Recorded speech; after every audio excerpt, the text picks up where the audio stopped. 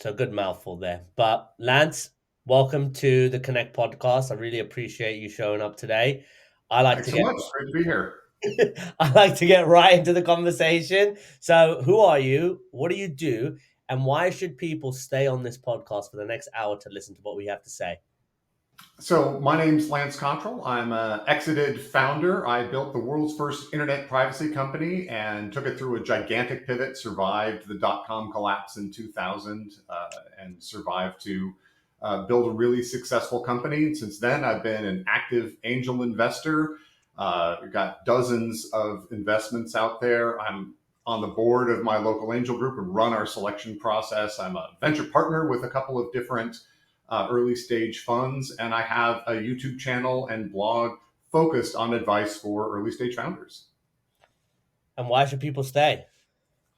Because there's going to be a lot of good information here. I think my story and the journey that I took was pretty wild, but also because I've talked to so many hundreds of founders, I'm talking to more than a dozen a week. It gives me a huge amount of insight into the kinds of problems they're running into and what sorts of solutions work. So, what interesting question I think is what is it like being an angel investor?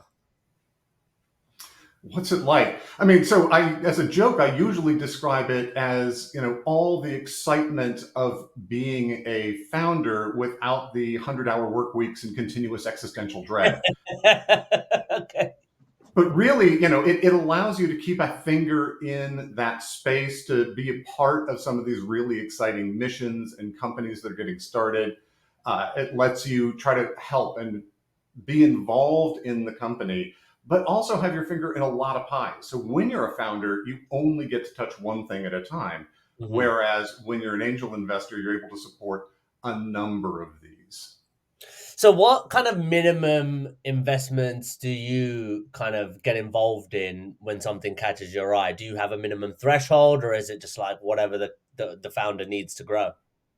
So in terms of direct investments, the angel groups that I know well, typically it's $25,000 is kind of the minimum ticket size. Mm. And we frequently see between that and 50. Sometimes people will reach to 100. We don't usually see much above that because most of us are trying to pursue more of a portfolio model, and Okay. knowing that it is such a hit driven business, you want to make sure that you're investing quantities of money that allow you to make quantities of investments, right? I want to be making 20 or 30 investments over some reasonable period of time.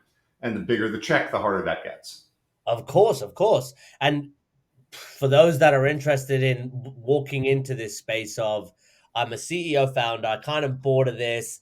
The common problems I came up against it. I'm not really the greatest at managing people. I can move a business really fast. And but the one of the things that I struggled with in the early stages until I had the right coaching was how to manage behaviors, how to manage people, the emotional intelligence that I had to understand that I wasn't replicable. And just because I'm stern and hard and easy to kind of motivate, others on. So when people are making this jump and they've built a decent business, accumulated a bit of cash flow, they want to go make that move. Okay, I'm going to hire a CEO and I want to go make some investments. What kind of equity does 25,000 get you these days? Not a lot, usually. Certainly in Northern California, typically companies have a pre money valuation at the pre seed level, right? So the first angel investment coming in, sort of 3 to 5 million. If they've got some real traction, you're starting to see seven or higher. Europe tends to be much lower, so much more Hmm. often 1 to 3. And so you can do the math depending on the size check you're writing. You Yep. can work out what kind of percentage that means, but generally it's pretty small. Yeah. However, because you're getting in so early, the potential multiples on that can get really, really large. But I think most angels, we're looking to make returns. We hope to make returns, but it's not necessarily the fundamental driver of why we're doing it. Of course. So, how did you kind of get into this? Because you can't be losing and becoming an angel investor, so you must have won a couple of times or done really well. Where did it start for you? So when I exited my company, I, had golden handcuffs to stay on with the acquirer and stayed on for a couple of years and Mhm. realized that I was missing that entrepreneurial connection. but I didn't necessarily have an immediate idea for what I wanted to do next. And for personal reasons, I wasn't in a position to make the kind of time commitments to do another startup because I remembered how, you know, all consumingly intense that was. Yeah. So that allowed me to get connected. Also, I moved to a new area at that time. And so one of the ways to get plugged into this community was the first thing I did was I joined the local angel group. Wow. And then And if I you think joining an angel group is a great way to get plugged in because there's a huge amount of sort of soft learning around how to source investments, how to analyze them, how to do due diligence, how to think about whether this is a quality deal that it's difficult to do on your own. of And course. the problem is the first couple of deals you see probably look really good and they probably aren't. And so, one of the things I recommend is make a commitment to yourself that you won't make an investment for the first year or two of looking at angel deals, just so you can level set what you're looking at. Yeah, because there's this thing that I learned as I was building my business of tribal mentality for customers, right? People want to do what others are doing. But the biggest problem that I saw, even going into business, there's not really a blueprint of how you should run the business to your own specific idea and the own specific problem you solve. You have all kinds of business for dummies. You have all kinds of other books, online kind of content that you can consume, and it will help you get a jump start. But to be in the right circles, I found that to be quite a challenge, and even more so, even after being an employee, then starting my own company with a co-founder and a really close friend, and then even taking on some of the other friends and people that were in my network who kind of wanted to go along that journey. We grew and did well as a business, but as a founder and CEO, I'm sure you know yourself, you get detached from the group because even though you don't see it, you are now the boss, right? And when you're the Yeah, no, I've talked boss, to a lot of founders about that reality that you're not a team of equals after a little while, it's not. and communication becomes very very difficult, right? People want to impress the boss, they don't want to disappoint the boss. You know, that founder title carries a huge amount of sort of mystical weight these days, and Hmm. trying to overcome that to get realistic feedback. I mean, I remember I'd be in a room talking to my team and I would throw out an idea, just kind of half-brained, you know, here's a thought, and everyone would agree with me, and it terrified me. I'm like, wait a minute, I know this is a half-assed idea, and you should Yeah, not all be agreeing with this. right. It is. It's true, and then you become isolated, and then you wonder. That those questions start to be raised, right? Like, what do I what do I say to these guys so that they don't panic and think that I'm throwing them another task or another mission into the abyss? It's just an idea that I want to float, and you can't really float the same ideas with your team as you would if you were able to find like a founder's circle or a business CEO, business owner slash CEO circle. And still to this day, I'm kind of finding where my circle is after being a founder CEO, then moving into something different where I want to be helping multiple companies other than a consultant grow based on my experience. But I still don't know how to, other than searching online, which ones are the right ones. So for you, when you exited and then were searching for those, did you have a coach that guided you into that like that atmosphere, or did you? It was just no, like knowledge, just common knowledge. I need to go network with this exact circle to kind of So learn. I knew that I knew that angel groups existed, and so I did some research. There's only one angel group in my little area here, and so that kind of limited the set of people I could go to. But Hmm. then I was very slow in how I approached it. So I got to know them. I got to find some people who I could sort of tag along with on some of the deals and listen to them. Pretty quickly, I joined the selection committee because that would accelerate the number of companies I was looking at and Hmm. get inside insight into hearing them talk about how they analyzed each one of the companies, how they thought about, you know, which ones were worth inviting, which ones would be appealing to the group, which ones had potential, which ones had sort of some scary aspects to them. And that was a fantastic learning experience. So tagging along on that for a couple of years was sort of a masterclass in that. And then fairly quickly, I got roped in through that group into mentoring startups. first local startups, and then got involved with other organizations, some accelerators, doing my own office hours. And Mm. then that's just sort of expanded the range of things that I have ability to see. So you've done the journey from one to many, and most people either, again, like I said, they're going to either be making the transition or they're going from CEO to a wider scope. Describe what it's like for those that are making the jump to build a business today in today's environment. To build just a normal business, not an investment business. Yeah, just any type of like business that's going to go into a portfolio, a Yeah, so I mean, I consortium. think it's an amazing time to be building businesses now compared to say when I was starting in the mid '90s, because there Mhm, is so much more infrastructure for you. You know, AI makes it easy to do a lot of content creation and a lot of coding.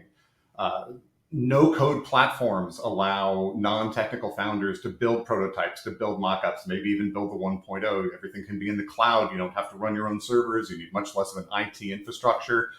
So for me, the key is always extreme validation of every idea that you've got. And especially for technical founders, the happy spot is to start go building things, right? They mhm, want to start coding. And that's one of the main things that I emphasize is to back away from that. And you've got an idea, spend a lot of time talking to potential customers, interview them deeply, and not just would this be useful to you, but why would you not buy this? Where does this fall in your list of priorities? If you had the money, if this was existing now, would you buy it today? Right? Even if it's useful, we don't buy a lot of useful things. And mhm. you can ask questions to make yourself feel good about your idea. But dig into, have you had disasters with solutions like this before? And if so, what?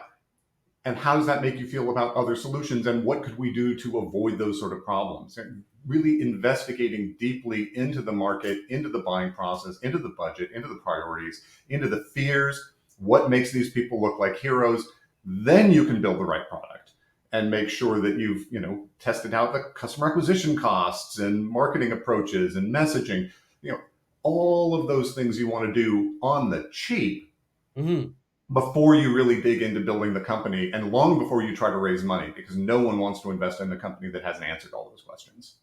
Absolutely. And are there any like go-to products that help you dive deep into understanding your ICP, diving into developing the right messaging based on your customer's voice? What kind of things are you using? I don't use tools for that really. I find it is much more of a human process from my perspective Okay. in terms of, there are some platforms. If I'm doing, say, a consumer uh, product, then I may want to go out to some platforms that allow me to do large scale surveys or test some hypotheses that way. In a B2B scenario, they really have to be interviews.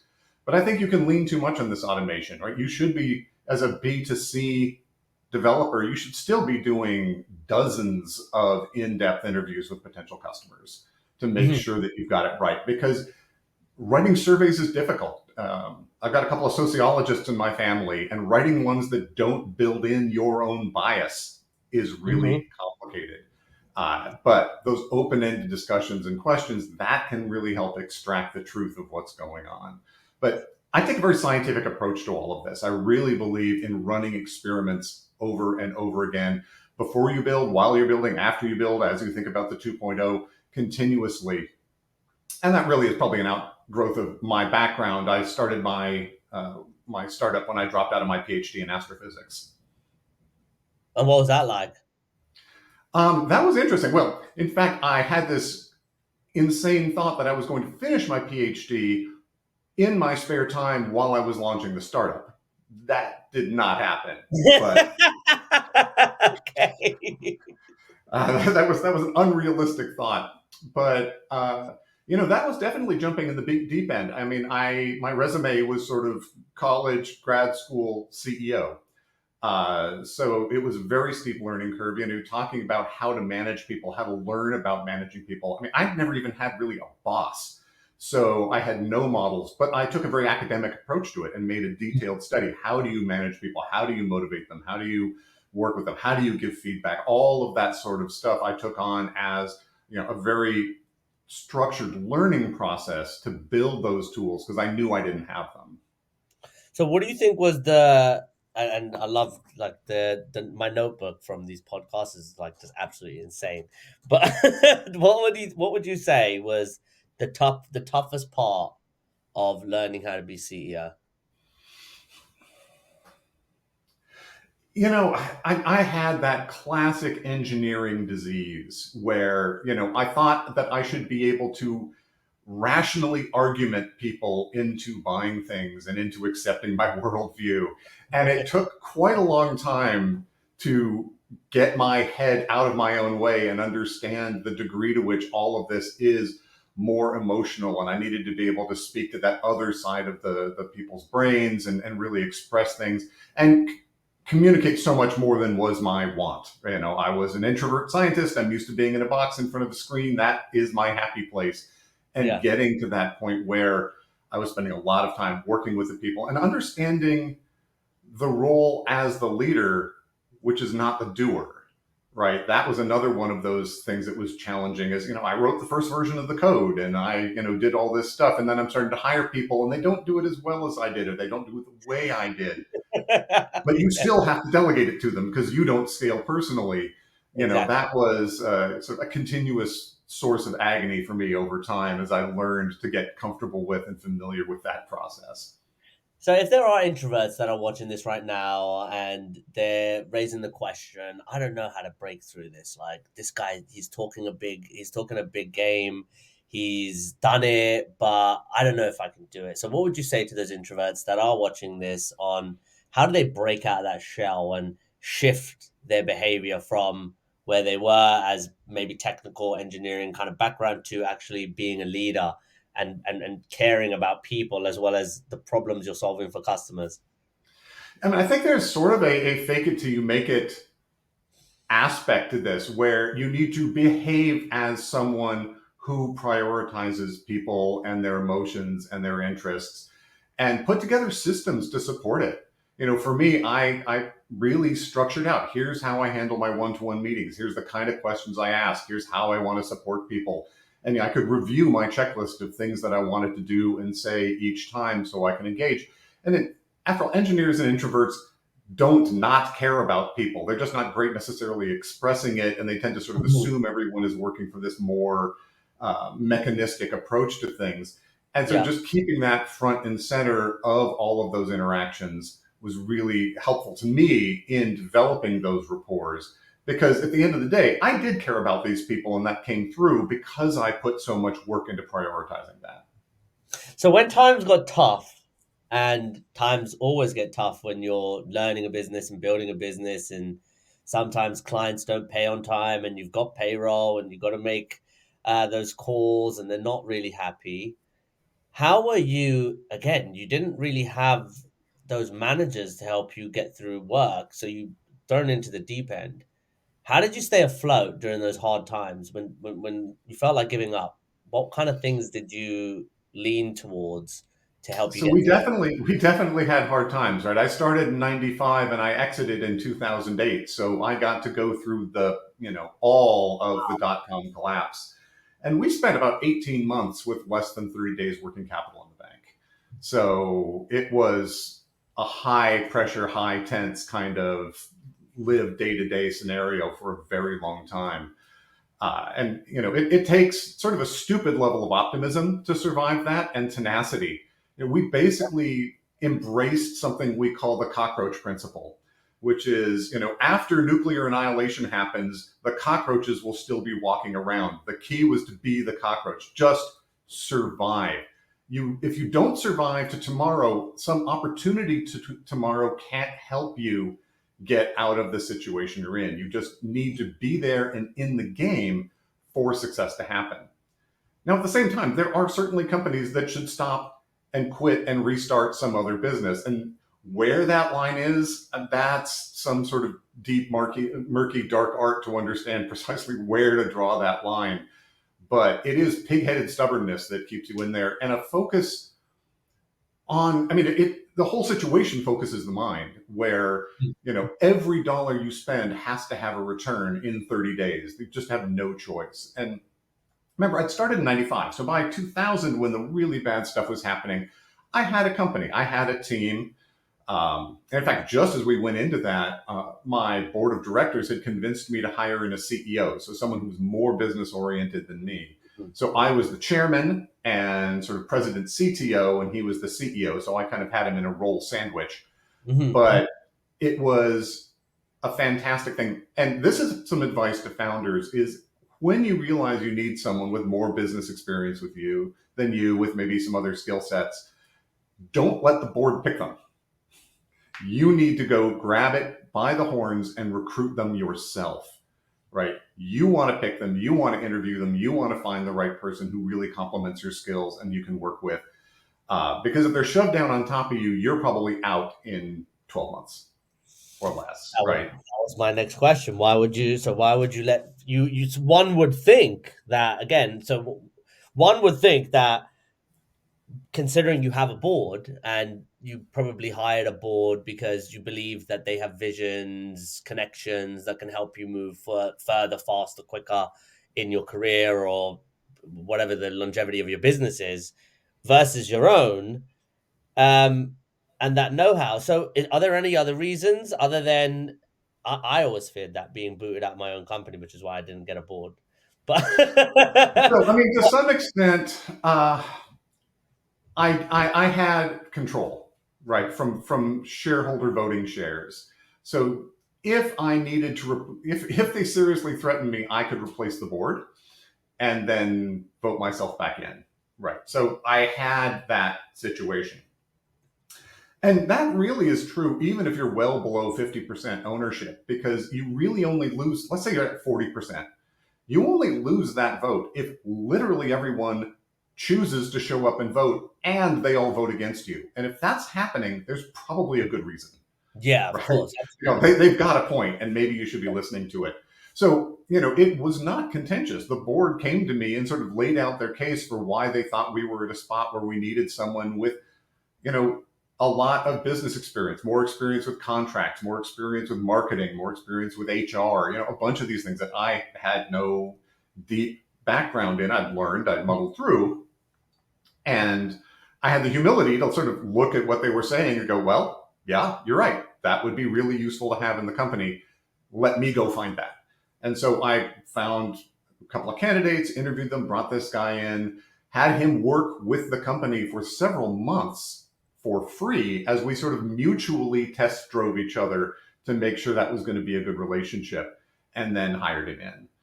And it turned out to be fantastic because we did have huge mutual respect and we became a team. And you talk about, how do you survive those hard times? Hmm. He came in right as the worst times happened. And the fact that he didn't bail on us was amazing. Like when we hired him, we had an acquisition offer for $12 million. Not great, but things were terrible.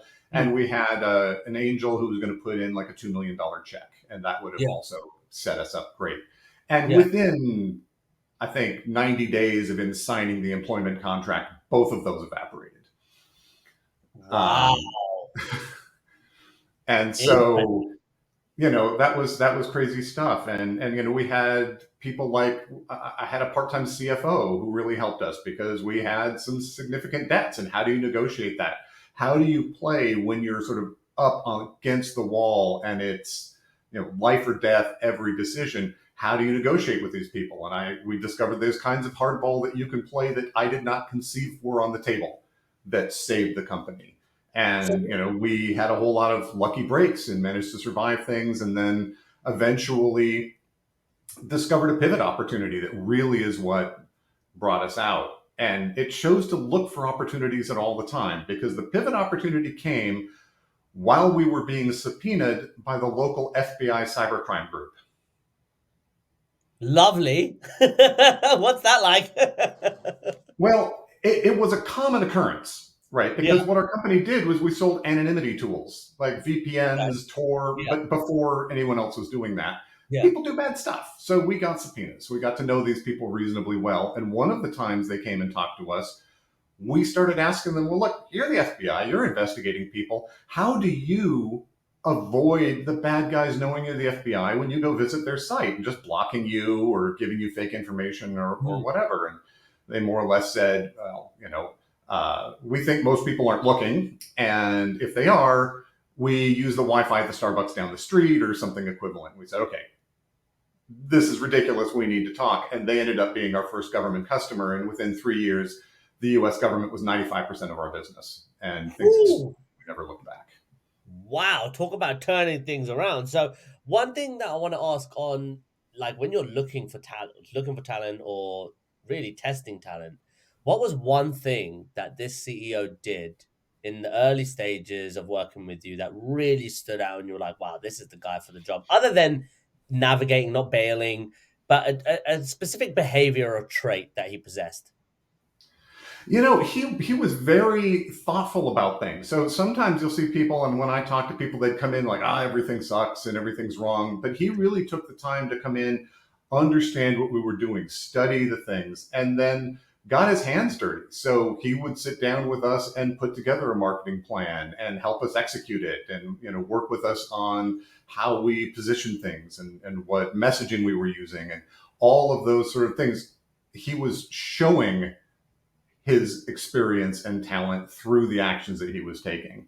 And he was listening as well. So he wasn't some bull in a china shop, although that's not actually a real analogy, but he was, open to criticism and pushback and discussion. And that was also something I was really, really looking for, because I was not interested in getting pushed out of my company. I was interested in bringing someone in who could be my wingman and we could, kill it together. And that was the sort of thought process that really mattered to me. So a combination of, show me you've got the skills and talents and capabilities that I need, and the social intelligence and frankly just personality mesh, right? Do we get together or not on these things? And it's funny because we are such radically different people. If you'd met both of us, you wouldn't necessarily think we would get along well, but it worked out.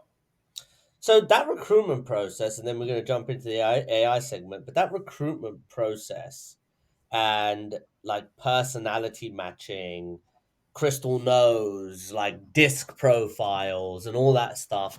Was there anything you used, or was it gut instinct when you found this guy?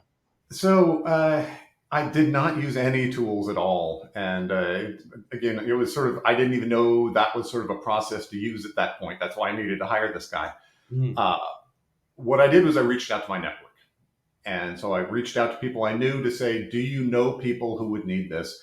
And this is the reason to have a broad network and not to be too discerning about who you ask, because you never know who's got it. And one of the people I talked to was our real estate agent, the guy who represented us as renters for our office space in San Diego. And as it turns out, this guy represented almost all of the tech companies in San Diego as their, renter side, leaseor side agent. And so he knew the C suites of every tech company in town. So I, along with many other people, sent this guy an email going, I'm looking for a CEO. Here's the kind of characteristics I need. Here's why. Here's what's going on. And I think within 48 hours, I had 6 resumes on my desk that were all killer. And so then Wow. I was able to go through this, right? You never know who the right guy's going to be. None of my other things really panned out at all. And this guy just delivered in spades. And if I hadn't been thrown a wide net, I might not have gotten anything. Jesus, that's incredible. Never underestimate anybody. It's true. It's very, very true. So now we're jumping to the next one. But what's the best advice throughout building your business, stepping into the role of an angel investor? Now you're helping a bunch of companies achieve their goals. In that time, what's the best advice you've received from a mentor that helped shape who Lance is today? So for me, what really helped me was sort of getting constantly reminded to work on the business, not just in the business. Okay. Like that was that thing. It's so easy for me, and I think a lot of founders, to get in the weeds. You're executing, you're trying to deal with all the minutia of what's going on day to day, and there's a bazillion things to do, and it almost feels like a waste of time sometimes to take a step back and just stare out the window for 15 minutes and think about the bigger picture of what you're doing, why you're doing it, how you're structuring it. Not just, is this the right person to hire for this job, but is this the right job to have? Is it in the right structure of the company? Are we going in the right direction? Are we doing should we be doing marketing, or should we be looking at channel partners, some of those larger structural architectural things that, don't feel like being productive when you're doing Mhm. them, but are epically important to the success of the business. Oh, look, I agree with you. So, look, we jump into the AI segment.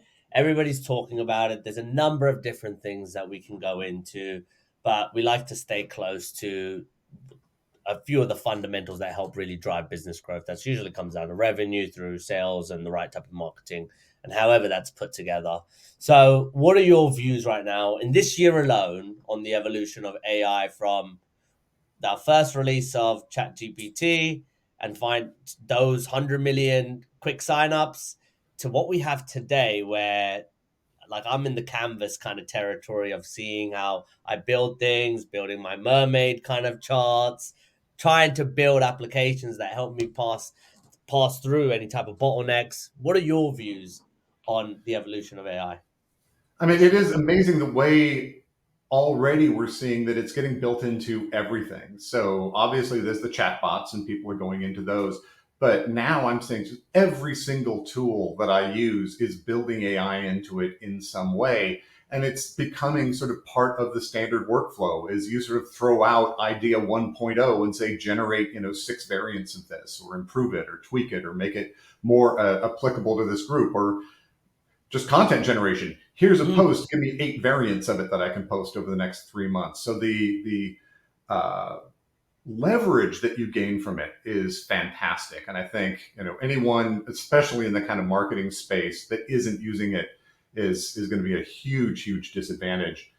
But we're starting to see some that kind of are more intelligent in the way they're integrating it. So taking advantage of specific data where it will go and scrape your website and understand who you are, what language you speak, what kind of positioning you have, and then automatically use that to shape the kind of content that it automatically generates for you.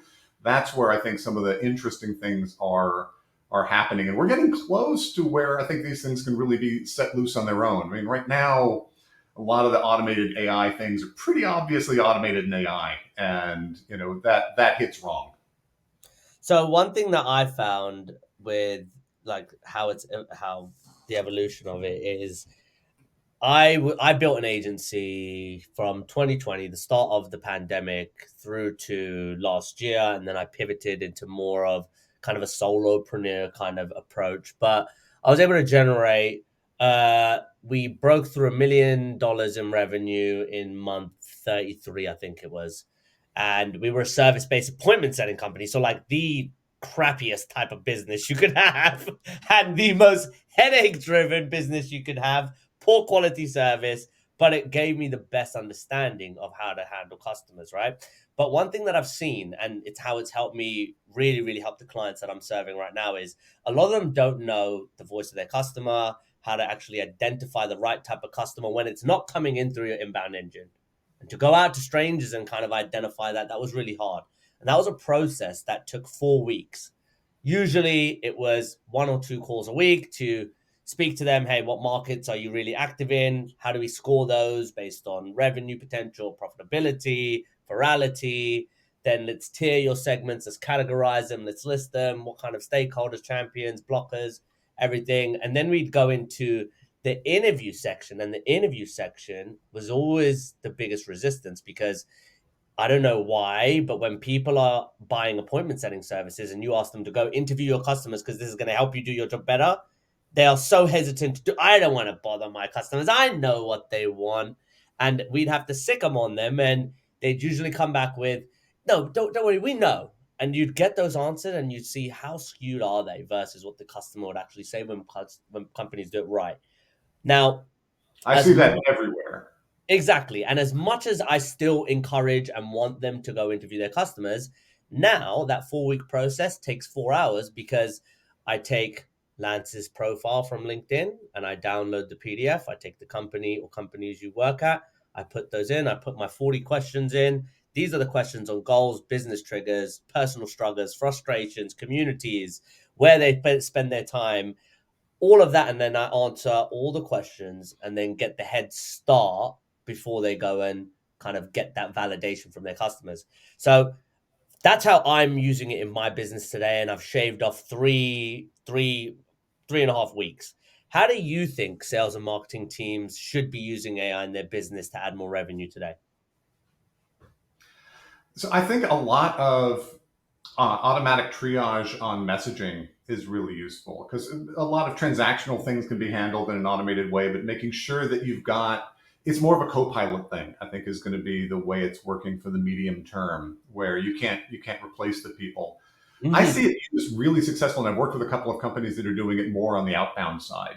So Yeah. automating the content creation and outreach based on the proprietary information they can gather. So I'm working with a company that does arts and events organization promotion, and so they built a system that can watch a company's an organization's calendar, see when events are coming up, see who's in it, see what they're doing, pull all that, synthesize it, and automate producing content that they can then put out to promote these activities. Still editable, well, there's still a human in the loop, but Mm. it's like a 99% acceleration on the whole process. And so the ability to do so much more, so much faster, and I think with higher quality and depth, because people won't do the amount of research that you can ask the AI to do in a big hurry or as often as they should, that's moving the needle a lot. I can see that too. And I interviewed John Barrows, what was it, 2 weeks ago? He's a big time sales trainer, always at Salesforce kickoffs, HubSpot kickoffs.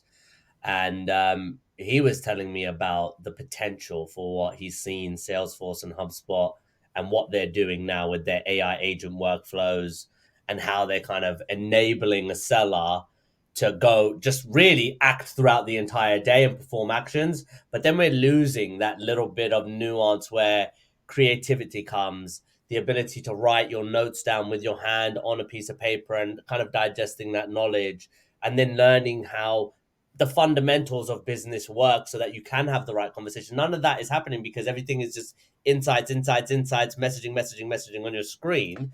So with that in mind, these big giants have tons of money, ServiceNow, Salesforce, HubSpot, to be building these AI workflows and systems and language learning models that really supercharge a business. Then there's this category below that might not have the money to do it as well, but there's this thing in the middle where people are floating around playing with ideas.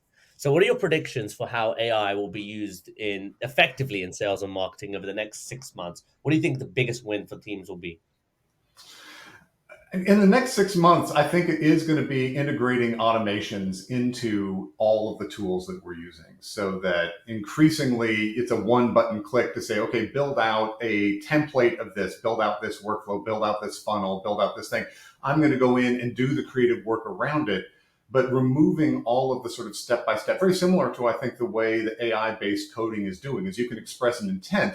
It gives you the shell and the framework that you need, and then you can go populate in the details of those. But I think the amount of time you spend uh, having to learn and work with the tool and work out how to get it to do the flow that you want is going away. Those things are all getting automated. I'm seeing a lot of people doing uh, tools that do cross-platform that. So you say, okay, here's what I want to do, and it sort of like will tie into Zapier and tie into 4 different platforms and work out how to do the data translation between them and paste it all together and create this central control hub.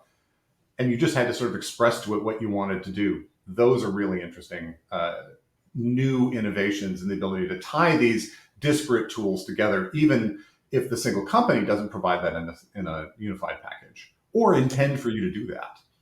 Of course. And so on the other side of the fence, where there's maybe less opportunity, there's more of a concern. And a lot of companies are raising an eyebrow on compliance, risk, and really, is this does this have the potential to damage everything I've built over the past decade, 2, 3, 4 decades? So, for someone that is quite seasoned and experienced, what are your major concerns on the usage of AI, especially related to customer experiences? I mean, I think naive use of AI is really, really problematic. Like I said, I think when you try to replace that human touch, especially in sort of complex sales or more sophisticated environments, the opportunity to damage relationships is very high. I think also a lot of these tools are being built without a lot of thought towards privacy, and privacy is a particular background issue of mine. Uh, these often have very, very poor privacy protections. And so I worry a lot about inadvertent leaks, lack of containerization of things, cross pollination as being a big issue. There's Mhm. also some interesting big lawsuits against the models because of the data sets that they've been trained on. And so it would be interesting to see if you like bet the farm on using some particular set of models and then they have to be substantially retooled or retrenched or something like that because of some legal outcome. That could be an interesting area. Um, but I think increasingly, we are seeing more and more kind of walled garden things where you've got your own AI that's training off your own data. And that helps with hallucinations as well. So I'm seeing a lot of companies that are building tools specifically around preventing hallucinations and authoritatively sourcing data. The big public one is Perplexity, but lots of ones that are more special purpose that allow you to have greater confidence in what's going on and make sure that it's providing the correct kind of information and specific to you, right? So you can even feed it with proprietary data about your solutions that you wouldn't want to have on the public systems. And that also allows you to then integrate it with your sales process. So someone can ask a question, it's going to give the right kind of answer in an automated way. I use a couple of them now. So my go-to is Perplexity. Yeah, I don't use Google anymore.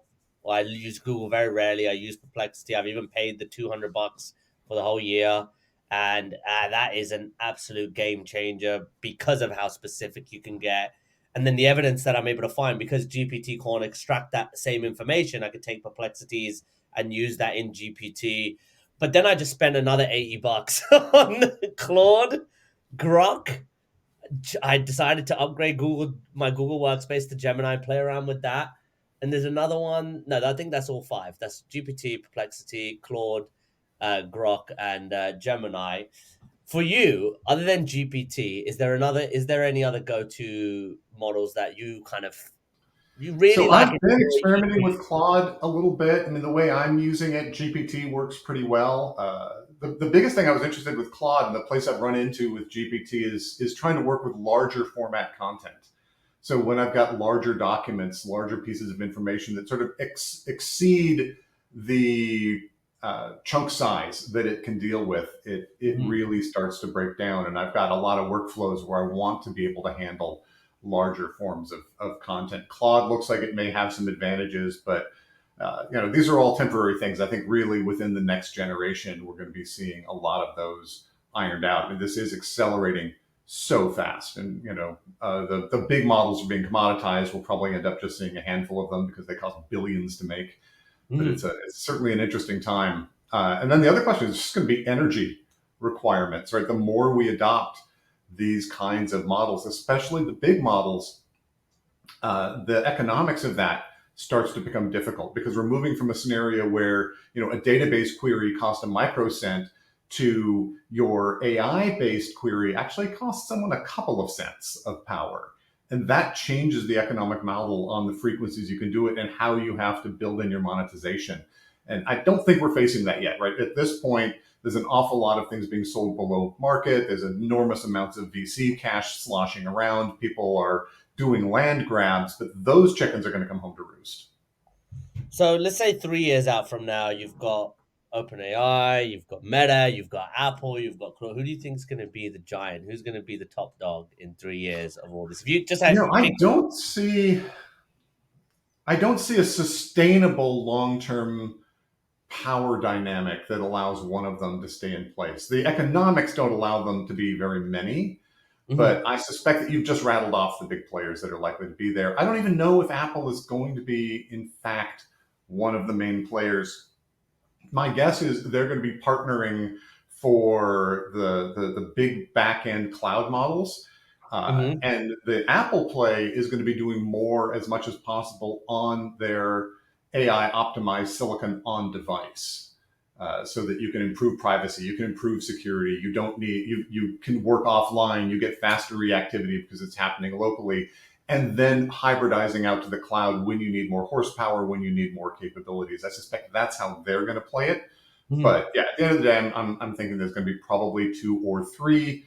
There'll probably be some other countries that want to have them, like China will want to have their own, and some others will as well. So last question.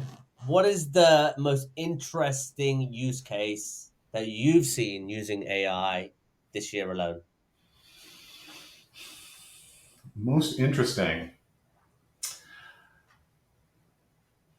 Yeah, I think it is in these use cases where it's customizing what it's doing by doing some deep research around the target that it's going after, so that it isn't using the generic models. It's ingesting large amounts of data about you, about your speech patterns, being able to effectively agentize an individual. I think is really interesting. I mean, as an advisor, I would love to have a really good me agent on my website for the easy questions, and be able to outsource a lot of that. And I'm seeing some interesting variants on that, and that seems like it's very close. I think Salesforce has done it the best. If you check out their Agentforce conference or how they've done their recent branding, they've got people, which always used to be the face of any type of branded business, but they've got these little minions, these little alien minions, and these are representative agents that they're now putting into their branding to show, look, not only do we have this mega platform that is able to help you do X, Y, and Z, but we provide you with these little agents. So look, that's the top of the hour, Lance. It was an absolute privilege to be able to have this time with you. For any of those that really want to learn more, where can they find you and kind of connect with you a little bit further? Absolutely. The best place to find me and all my thoughts on all things startups is at my website and my YouTube channel. Both are feeltheboot.com, the motivated kick in the ass to the founders who need it. And you can also find me on LinkedIn. I'd be happy to connect. Awesome. And any last words before we wrap up the show? Validate, validate, validate. You can't do too many experiments. All right, well, guys, that's a wrap.